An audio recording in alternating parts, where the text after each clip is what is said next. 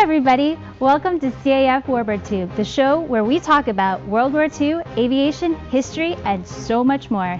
Warbird Tube is produced by the Commemorative Air Force, the world's largest flying museum. Our mission is to educate, inspire, and honor through flight and living history experiences. The CAF began the Warbird movement more than 65 years ago, and thanks to the support of individuals like you, we continue to grow strong. We hope you enjoyed this episode, and now our host, Steve Buss. Thanks for watching and keep 'em flying. Well, good evening and welcome to everyone watching tonight on Facebook, on YouTube, and those of you on GoToMeeting. This is episode 86 of Warbird Tube, and on tonight's episode, we'll get an update on the recovery of a rare Halifax bomber from the Baltic Sea, and that took place earlier this summer. But before we get started, could you do us a favor? If you haven't already done so, please take a second to like or share our page and hit the subscribe button and follow us. And if you do follow us on YouTube, make sure you click the little bell icon to make sure you get the latest notifications about new episodes of Warbird Tube. Now, due to a couple of scheduling challenges, this webinar is being recorded. However, if you have any questions, just type them in the comment section and we'll try to get them answered after the show. So again, if you have a question, just type it in the comment section of whatever platform you're on, and like we said, we'll try to get you the proper answer after the show airs tonight. So joining me now from the Bomber Command Museum of Canada, located in Nanton, Alberta, Carl Kasgaard. Carl, welcome to the show. Welcome back, in fact. Welcome to the show. Well, thanks, Steve. Yes, last time we met, we talked about the RCAF Americans and your very historic RCAF fleet Finch in Texas. I guess it's your oldest Warbird. It is. And so that was fun. And I'm here today to tell you about some more crazy adventures we've been on, things with wings and saving history and paying tribute. It certainly has been I guess, an exciting summer for you. Before we get into the recovery effort, tell us a little bit about the Bomber Command Museum. How long has it been around, and is it open to the public? How do we get to see all of your treasures? Well, okay, go back to square one. When they were cutting up Lancasters here in Alberta after the war, three of our town's fathers at Nanton, Alberta, bought a Lancaster bomber for $500 and towed it over to the highway as a memorial to the aircrew. And 20-some years later, they said, look, we're either going to sell this Lancaster or we're going to build a museum around it. And today, we are the national memorial in Canada to the 10,500 plus young lads that flew in bombers in World War II for the Royal Canadian Air Force. And we don't fly our aircraft as much as we'd love to. We're not all oil barons, Steve. And so we ended up rebuilding all of our engines. So all of our aircraft, including the Lancaster, run and taxi under their own power. So we're a little bit of Action Jackson, but a national memorial. And now we're going to get a Halifax bomber for this national memorial. And if I understand correctly, today and tomorrow, you're actually going to be running the Lancaster, running the engines up? Yes, actually, this is my time to shine, this event tomorrow.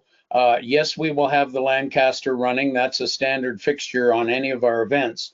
But I'm going to give tomorrow a PowerPoint video and just complete wrap up of what happened this summer, salvaging a Halifax heavy bomber from 40 feet of water off the coast of Sweden. Yes. So just for time reference, we're recording this on Friday, the 16th of September. So tomorrow will be your big presentation. But we're going to get a little sneak preview of what you went through this past summer. Let's talk a little bit about the Halifax itself. What's the significance of the airplane, especially with the Commonwealth countries? Well, the Americans had their B-17s and B-24s. And the British had exact parallel. They had their Lancasters and their Halifaxes and another 4-engine heavy, the Sterling. But the Sterling wasn't as good a performer. So in the long run, they ended up with Lancs and Halifaxes. The Canadian squadrons that helped out with the Allied effort, they got the Halifaxes. And although the first Halifaxes, as you saw the image there before, were powered by Merlins, as soon as they put the big radial engines on the Halifax, like this image here of this Halifax, the Bristol Hercules, it transformed the airplane and it became a huge performer in bomber command for the Royal Air Force. And 70% of all combat done by Canadians is in the Halifax. So if you had so many young men sacrifice their lives in the Halifaxes, what do you need sitting beside a Lancaster? So that's my job. I'm glad that I'm able to contribute in this way.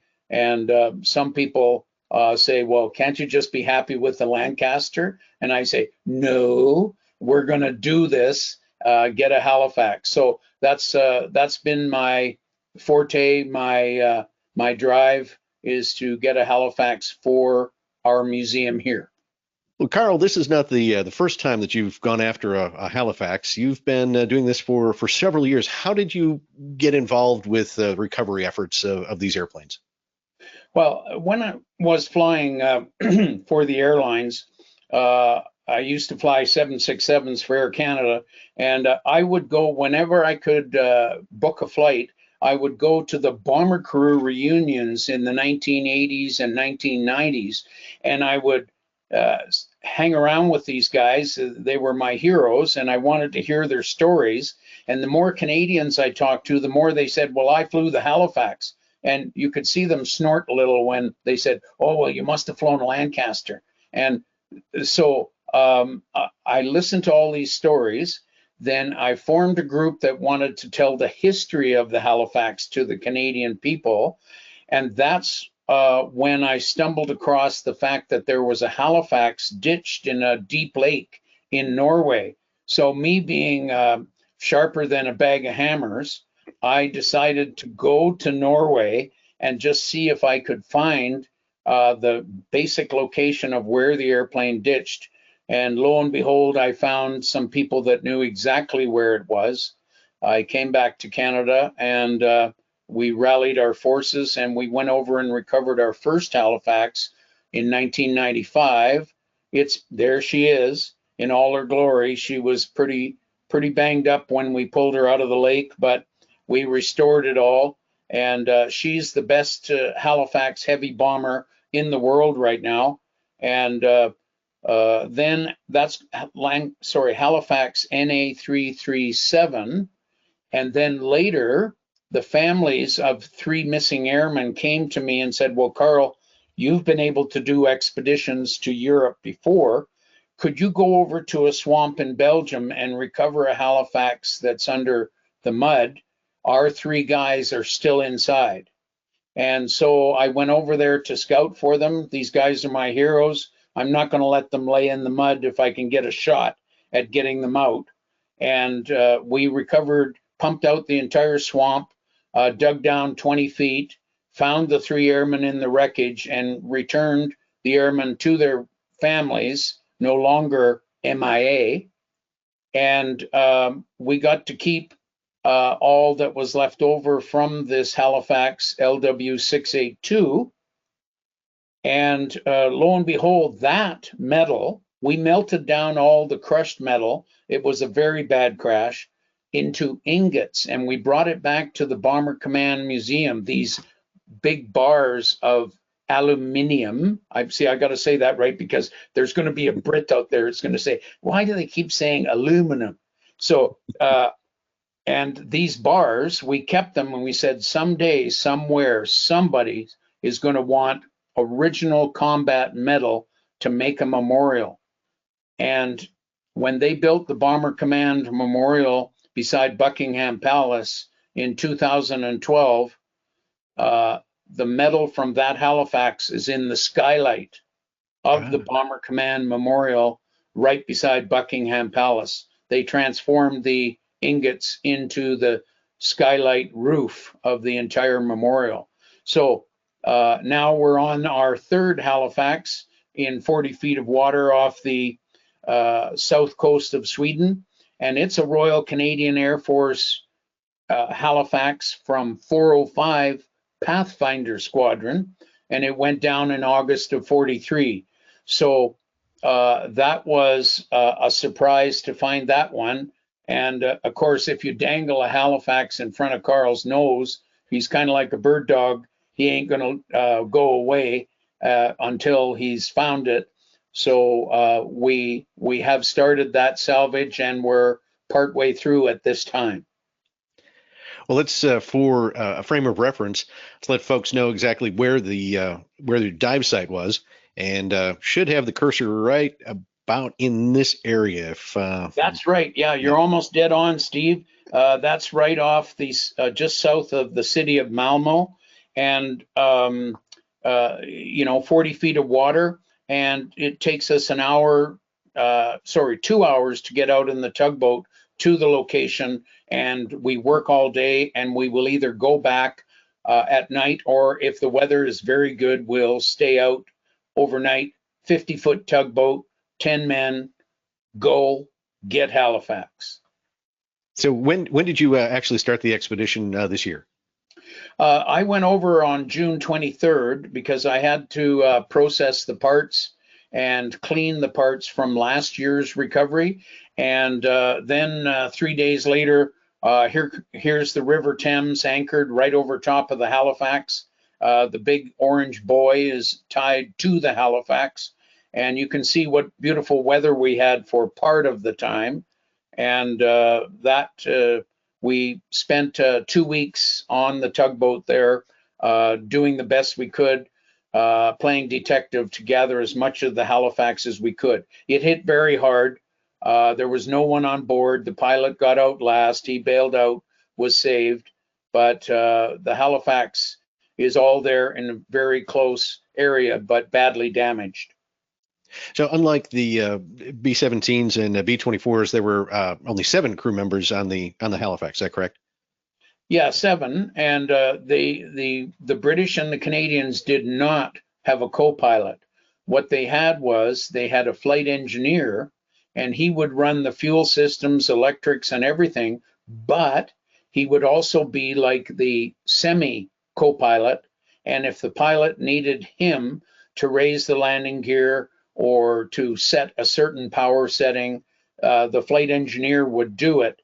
So, you had that difference, and also less air gunners, because remember, the British and Canadian bombers were painted black, and they flew mainly at night before D-Day. All those years before D-Day, they flew at night. So they relied on stealth and only had guns for just basic defense, 2 turrets, whereas the American bombers had a hell of a lot more 50 cals and more guys to blast away at the bad guys.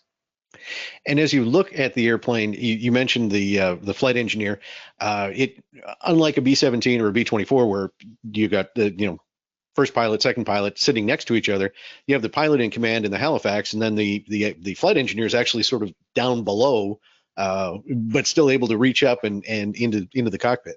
Yeah, well, and on the Halifax, the flight engineer would be on the same level as the pilot, but he would be standing at the pilot's right shoulder, and then his flight engineer's panel was behind the pilot on the right shoulder, back about 6 feet.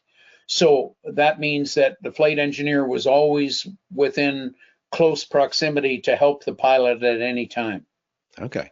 How did you find this particular aircraft? Well, the local diving team, Swedish Coast and Sea Center, they were returning off a recreation dive, and they had their fish finder on, and they went over something that was laying on the bottom, and it was jutting up. And so they circled back, and one of the guys did a pop dive, and they came upon this bomber wreckage, and they said, this must be the Halifax that came off the south coast, and no one's ever found it before. So this is 5 years ago. And then they went online to see who is a nutcase for Halifaxes that might be approachable. And so they contacted me at Bomber Command Museum, and I said, well, I'll come over and help you, and let's see if we can negotiate to recover this airplane. And all the stars aligned, and the politicians helped, and we did the right amount of public relations, and we got a salvage permit for the Halifax HR 871 of the Royal Canadian Air Force. So when the airplane is coming back, it's not going to Royal Canadian Air Force. It will be at the museum. Yeah, it'll be out west. We're just south of Calgary, Alberta, and we've got the facilities, we've got the talent, we've got the tools. We can rebuild anything we want. So, we'll cobble together a Halifax, the main airplane flown by the Canadians. But remember, Steve, 8,800 Americans were in the Royal Canadian Air Force, and they joined up before Pearl Harbor. And so, if you want to talk about Americans and a heavy bomber that's not a B-17, a B-24, or a B-29, the most Americans outside of the Army Air Force to fly a heavy bomber flew in the Halifax. Yeah. So we are not disconnected. This is not two countries looking across the 49th parallel and saying, gee, I wish we had something in common. We certainly do, in more ways than one. And this airplane is just another of the ties between the two countries. So you were out there for about 2 weeks?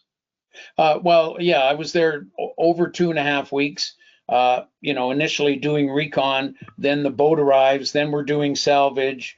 Then we had to do cleanup when the salvage was over for this year, and we are going back next year.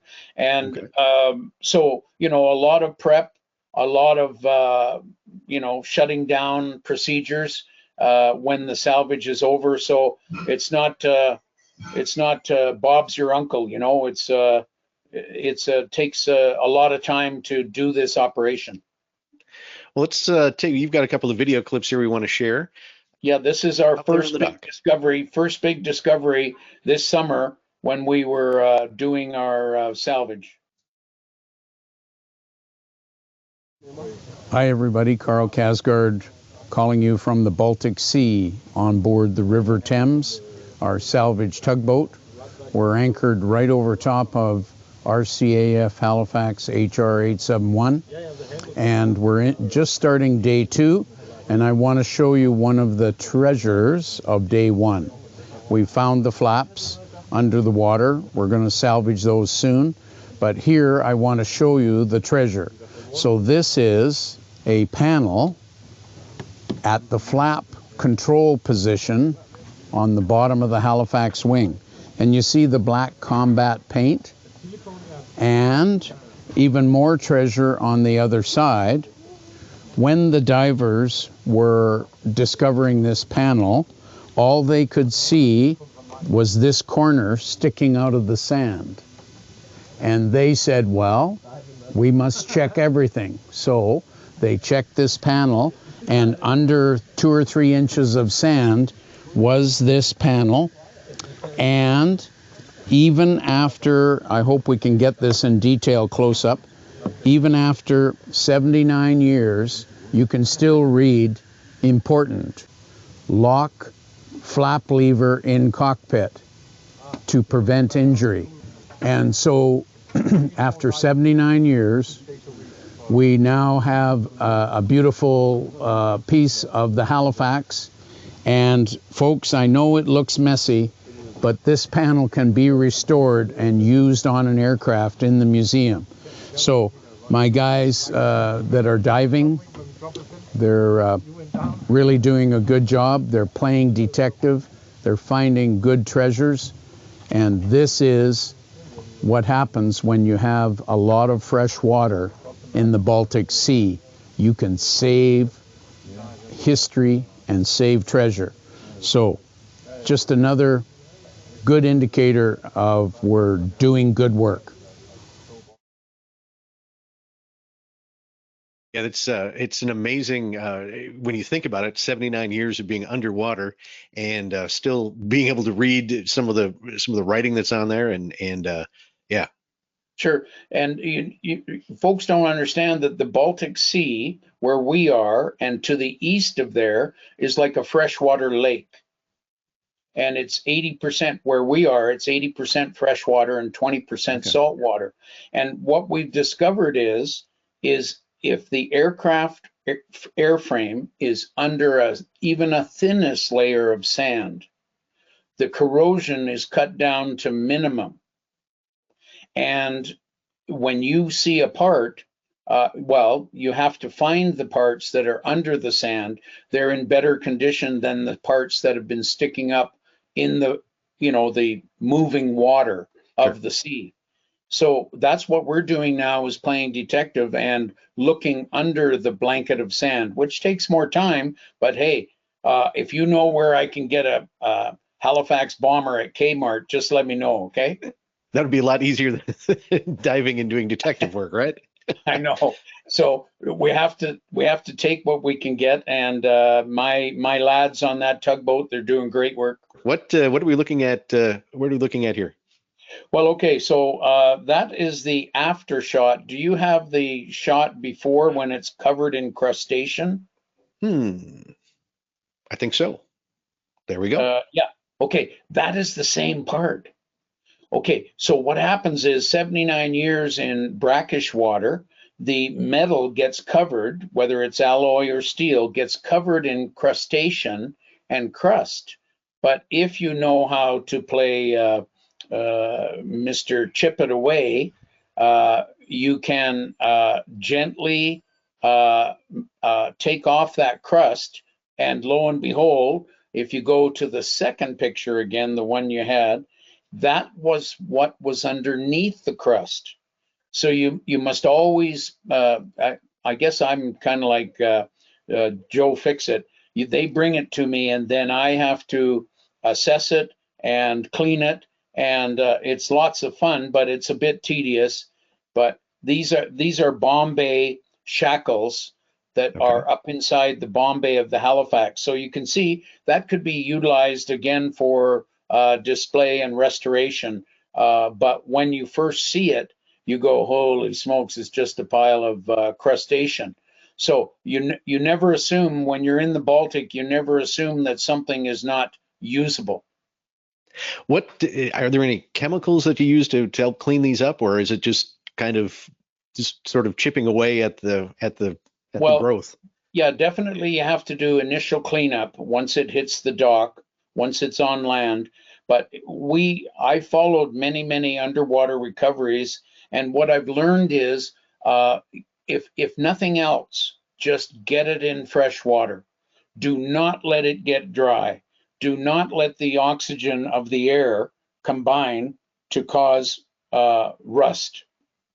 So as soon as we had cleaned those parts, we had a freshwater pool in the warehouse at the port, and we would put all our parts in the freshwater pool, and we let them sit there for several weeks to several months, and that cleanses the last traces of salt out of the metal, so later on it will not rust when you have it in a restoration shop. So it's basic 101 of conservation. Awesome. Yeah, here's part of a landing gear, and is this part of your freshwater pool? Well, yeah, it was in there initially. That was the tail wheel oleo from the Halifax, and the whole unit is 6 feet long, and that steel oleo there was covered in half an inch of crustacean, and we used a pressure washer, and the crustacean just blew off, and underneath was virgin steel with paint still on it of the oleo and the tail wheel. And we have lots of tail wheels, lots of tail wheel tires for the Halifax here at our museum, so we're not worried. It was that oleo section that we were trying to save, and now it has been saved and preserved and conserved.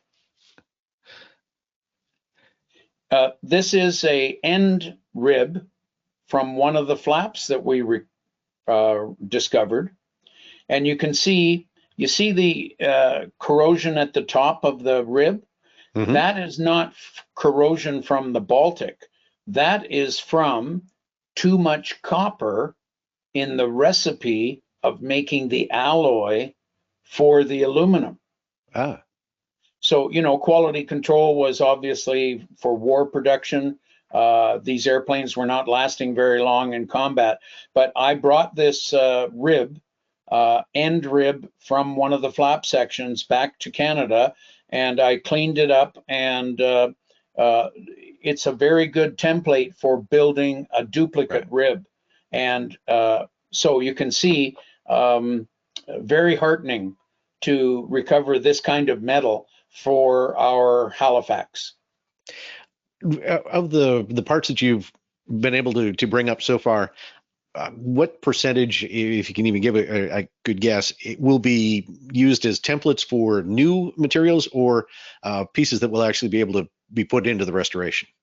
Well, the ones that we are recovering, I would say you're looking at 40-50% usable, and the rest, how flaps tend to be uniform in airfoil shape as you move from one end to the other. So duplication, and we're very hardened, but then beggars can't be choosers. If you can't find any Halifax flaps and you find half your flaps for a Halifax under the water off the coast of Sweden, we'll take it, man. And that there's a lot of Warbirds out there that have been built from a data plate outwards.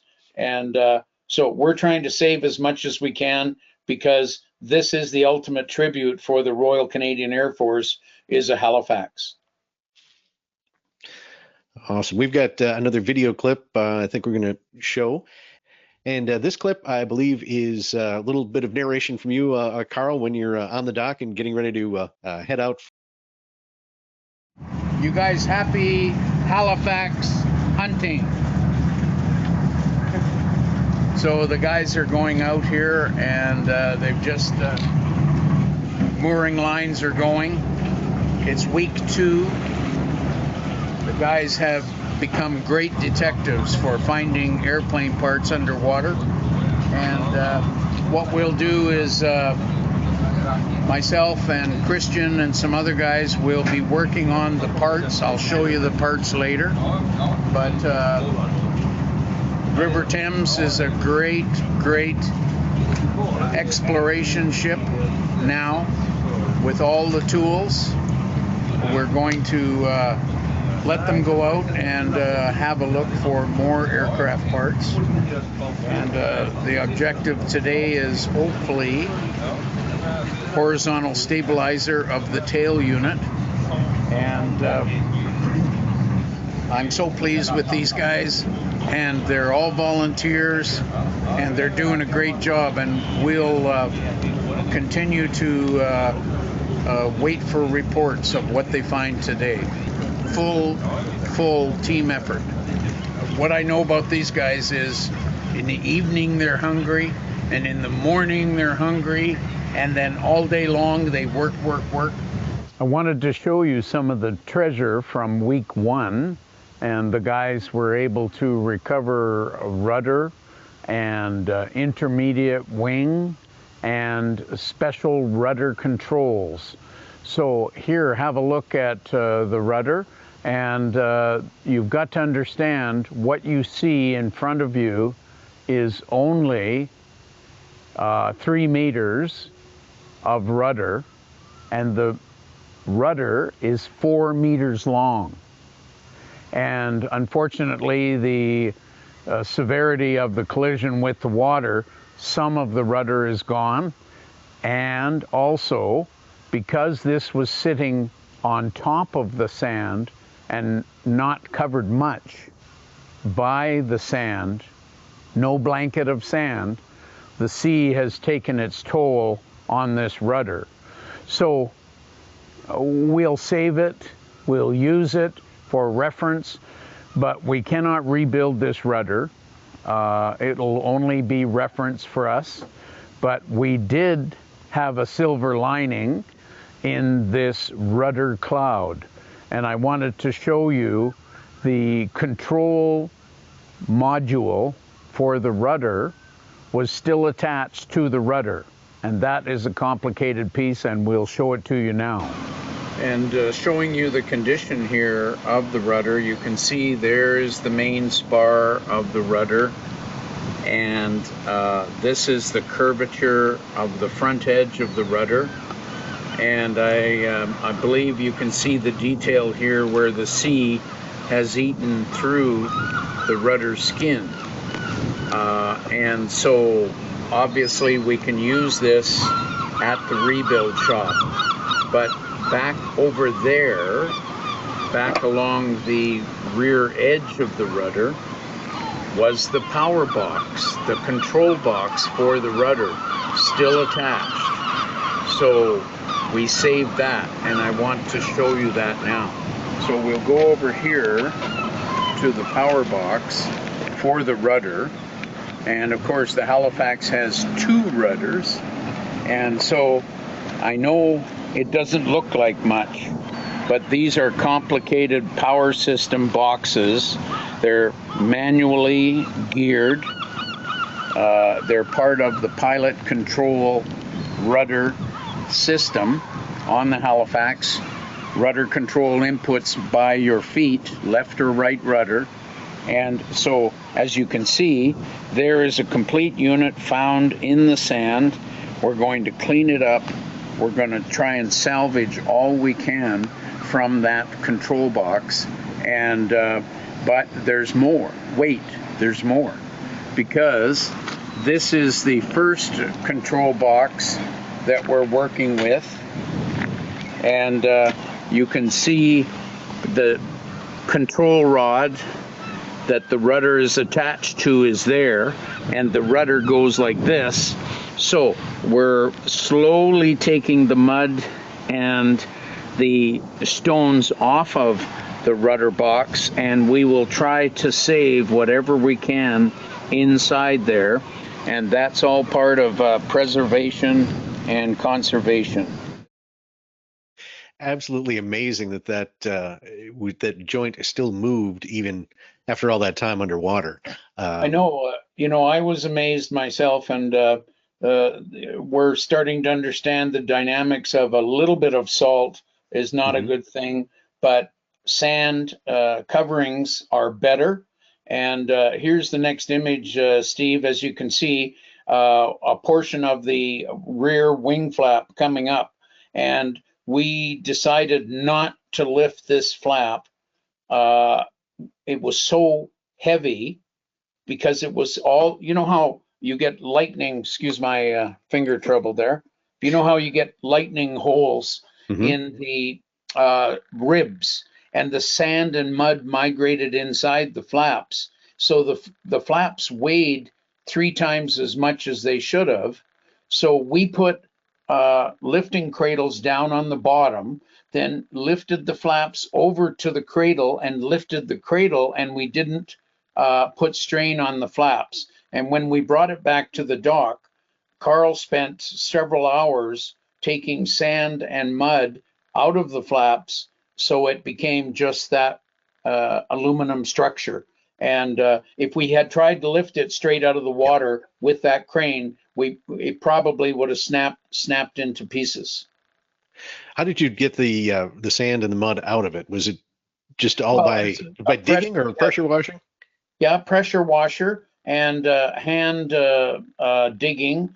We were able to take off an outer skin that allowed access to between the ribs, and then we were able to take the sand out. And then as soon as we had it clean, into the pool she goes. And so that swimming pool is full of flaps and rudder and all of our machined pieces that we were able to save. What's the largest piece that you've been able to bring up so far? I would say the flaps. There's 2 10-foot flaps that have come up, and we have found more. but at the end of this year's salvage, we found quite a large section of wing, but we ran out of time, and we spent over $30,000 in 2 weeks, and so we just had to plot it, mark it, and we'll be back next summer, and we'll be able to continue on. And we've recently discovered there's another Halifax 40 miles east of where we're working. And so we're going to scout that out, and we'll be able to report more on that later. But yeah, it's an adventure. Nobody else in the world is doing it, and we're getting better at it every day. So it's been quite the pilgrimage to save a Halifax. Yes. Now this the site that you're diving on, is the airplane itself pretty much all in one area, or when it crashed, did it spread out into a debris field? Well, I think the sand and some of the currents have moved some of the smaller pieces, but the core of it is right there within 20, 30 meters, 40, 60 feet. It's all in one spot. So it's sorting, playing detective, and deciding what we can bring up, but it is fun. It's we're Halifax poor, but we are saving treasure. One piece at a time, as they say. Exactly. Yep. What are we looking at in this image? This is the biggest piece of the rudder that we found. This is the fixed, vertical fin, and then the rudder swivels on the end of that, and so we were able to save that and pop that in the pool. And it's like the B-24 Liberator with two rudders. So this is the best rudder of the two. And of course, I did find another rudder which was given to me in the Netherlands, in Holland. So that will be shipped back to Canada also. And so that'll help us build a mosaic of rudder. And as I said, the rudder is 12 feet high and 6 feet wide, each rudder. So it's not a small airplane. Right. And of course, the front nose. Yes, and this is the nose perspex on the very front tip of the nose. And this did not come from Sweden, but I have spies everywhere, Steve. I am a stealthy fellow. And so whenever I find somebody that's sharp and knows his airplanes and is in these different countries, I say, you gotta let me know when something pops up that's for a Halifax. So one Sunday morning, Peter Whitfield, he contacted me and said, there's a Halifax nose perspex hanging on a wall at an antique store in Scotland. You should see if you could get it. So I found there was the only antique store in Cullen, Scotland. And so I phoned the lady and I said, well, can we work out a price? And she said, sure. And I said, you got PayPal? And she said, yes. And I said, okay, done. So we picked up that nose perspex, and I've only found 2 in the last 20 years.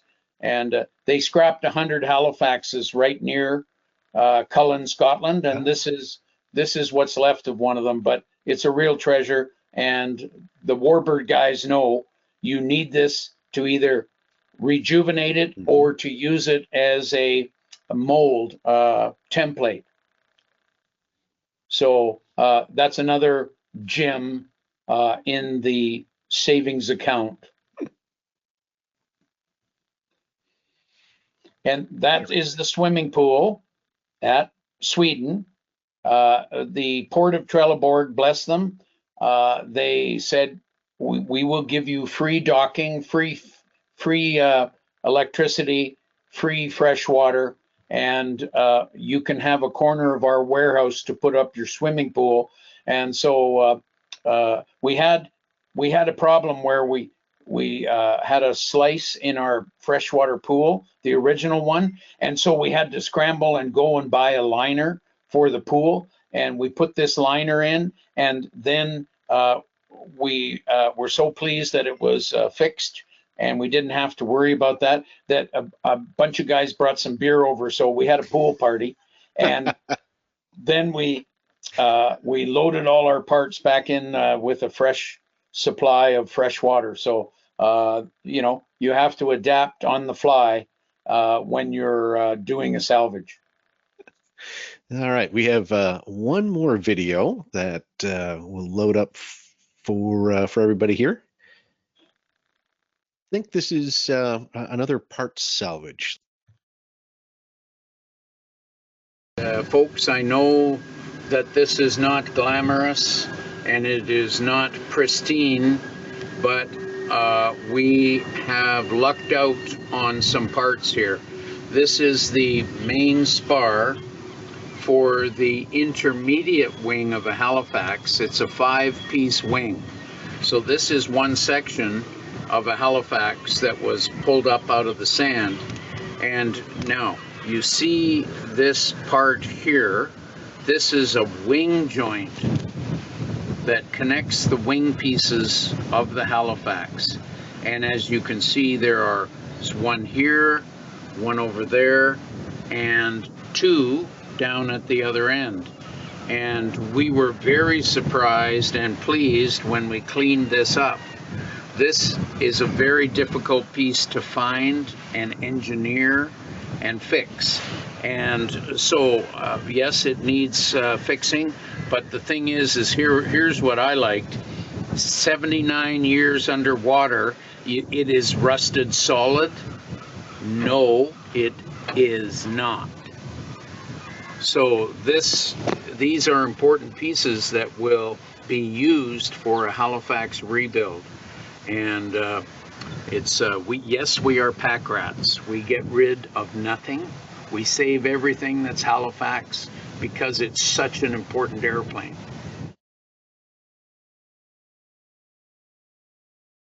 There we go. And to go along with the airplane, of course, you need engines, and you just recently discovered an engine that you'll be able to use.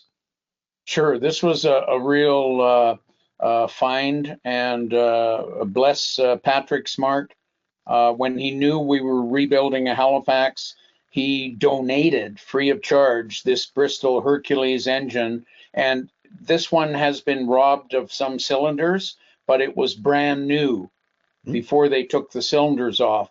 So we have cylinders, we have pistons, we have sleeves, we have everything we need we can use this engine block and build up our 4th engine. We've already got 3 low-time Bristol Hercules engines for a Halifax. So folks, you're looking at number 4. And we're quite pleased about that.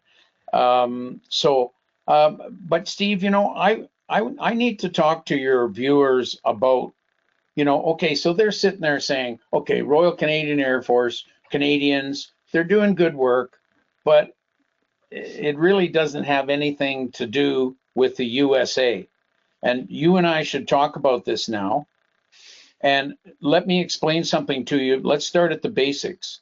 The squadron of the Halifax underwater was 405 RCAF squadron. And remember, there were 8,800 Americans were in the Royal Canadian Air Force.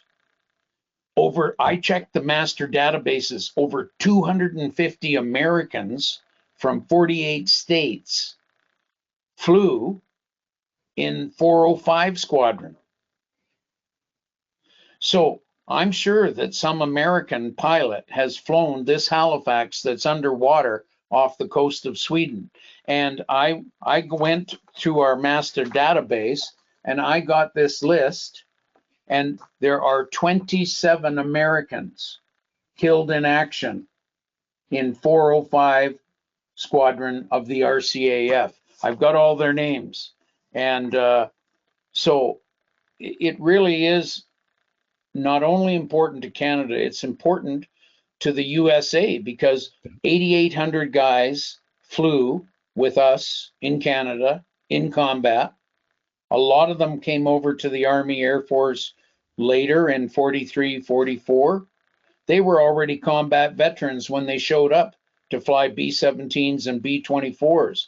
And the majority of those Americans that flew in the Royal Canadian Air Force flew on the Halifax bomber, not the Lancaster, not the Sterling, the Halifax. So if you think that the Halifax bomber is not connected to the USA, you better rethink it. And it's amazing that there's only 3 Halifax airframes basically complete that have been either restored or on display. Do you remember offhand how many were manufactured? Yeah, so over 6,100 were built, and I think about half of them went down in combat, but the rest of them at the end of the war, they decided to keep the Lancasters and get rid of the Halifaxes. And the Canadians, in all their non-wisdom, never brought any Halifaxes back to Canada. And yet the greatest combat bomber of all World War II for the Royal Canadian Air Force is this airplane here. You see that? ALM for mother? That's Lima Victor 993, and it did 96 combat trips without being shot down, and then was cut up for scrap in 1947. My kingdom for a horse such as this. Indeed. Before we sign off tonight, obviously, Carl, you have a whole team of people who've helped contribute to this. Why don't we recognize some of those folks who've helped put this together, not only this expedition this summer, but also have helped support the Halifax projects through the years?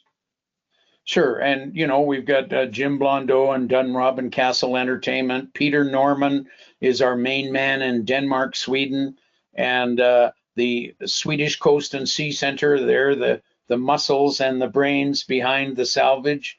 And they keep saying, Carl, don't worry, we will get you your Halifax. And so they're just a wonderful team of guys. And they say that thing about it's not the destination, it's who you traveled with. Yeah. And these guys are dynamite guys, and I think the world of them. And my dreams for more Halifaxes, it cannot come true without friends like this. Yeah. You mentioned some of the governments, and obviously you've got good cooperation from this last expedition in Sweden, but have there been any hiccups, or pretty much are the governments that you're dealing with supportive of what you're trying to do? Well, okay, so we're back to don't go to somebody who's going to say no. You got to go to somebody who's in high-level government that is aware of the sacrifice of our bomber boys, get them to say yes, get them to write a letter, and once you've built it up high level in negotiations, the little corporals down here, they can't say no. Even if they wanted to say no, if you've built it up this high, these guys down here who would love to say no because they don't give a dang, they can't say no. So that's the way I've always approached it. And I've done that in Norway. I've done that in Belgium. I've done that in Sweden. And there's a couple of more Halifax salvages I want to do in the near future, if the good Lord lets me keep on kicking down the road for a while longer. And so, let's keep rolling. But bottom line is, we're doing this as a tribute to those young lads that gave us our freedom. And, like I try to tell this to the young people of today, but some of them don't listen. I said, did you know freedom is not free? Somebody paid for you.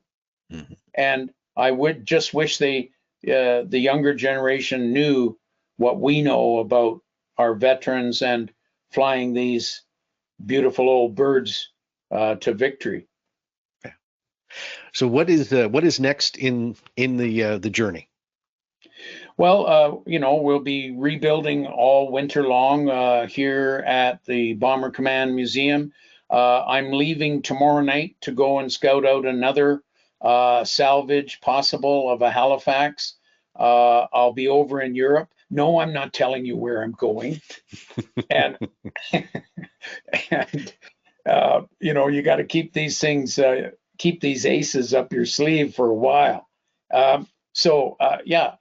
Just moving on, and we hope to have a ceremony for the RCAF Americans at our National Memorial Wall, where the 10,500 names are engraved. There's already 400 Americans on our wall killed in action, and we found another 50 or 60 of them.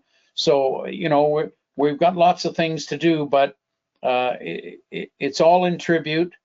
And the more you study these young people that did what they did for us, the more, what shall I say, incentive you have to pay tribute. And so we're doing it the best we can. So I invite everybody to come on up to Bomber Command Museum just south of Calgary, and we'll show you. We'll convert gasoline to noise for you. That's about as good as we can do. So, there you go. Steve, I really enjoy hanging out with you and doing a little bit of hangar talking and things with wings. There you go. And if people want to follow the recovery, go to the museum's website. Is that the best spot to keep track of what you're up to? Yes, if they go to the Bomber Command Museum website and look for the Halifax project, and then that will lead them to all the particulars and photos and videos of what's going on with the Halifax and the Lancaster and our memorial here. And I want to compliment the Commemorative Air Force for all the things that you guys have done over the years to lead the way. And we try to follow in your big Texas footsteps and do the best we can to do the same as you. So, Carl, there's another video clip that we didn't have an opportunity to add to the show tonight, but we're going to put a link in the description, and we want you all to go and see it. But tell us a little bit about it's a very musical tribute. Yes, well, I'm glad that you can do this, Steve. And this is a beautiful musical tribute. It's a musical video, and Jim Blondeau is kind of like Hank Williams. He writes a song on the back of a cigarette pack, and he says, "I wrote you guys a song." And he went away for 20 minutes, and he came back with this song, which is our theme song, which we've had now for the past while, and it's called The Three Nations Team. And it's a tribute to our adventure, and he sees the history being made by these three nations. So I hope the folks enjoy it. I hope they do too. Yeah, click on that. We'll have the link for you, and you enjoy it. It's really, really well worth it. Again, Carl, thank you for joining us, and we'll keep up with your exploits through the years as you bring the airplane more pieces up, and maybe a few months from now you can let us in on the secret spot in Europe that you went visiting in fall of 2022. Sure, Steve. Well, thanks very much, and let's stay in touch. And remember, it's things with wings. Things with wings. All right, Carl, thank you very much for being here. This is Warbird Tube. I'm Steve Buss. You have yourself a great night.